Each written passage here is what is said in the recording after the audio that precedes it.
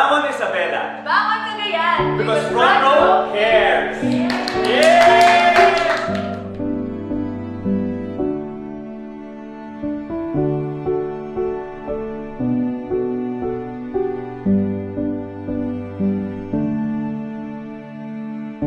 Today is another Front Row Cares Day, but this time we're here in Tugigaraw. This place is malapit sa puso ko kasi dito ako nag-build ng group and kami nag-start ng office here. Sadly, no, tinamaan sila ng bagyong Ulysses.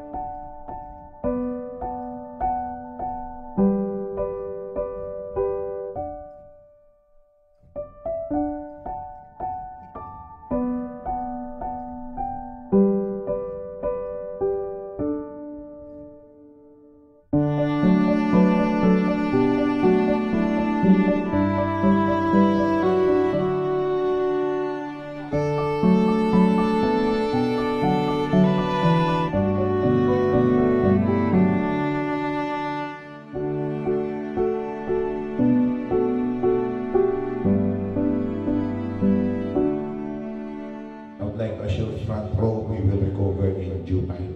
Hindi ko alam kung paano ko kayo pasalamatan, ining, goodness, and kindness of people like you gives us hope and strength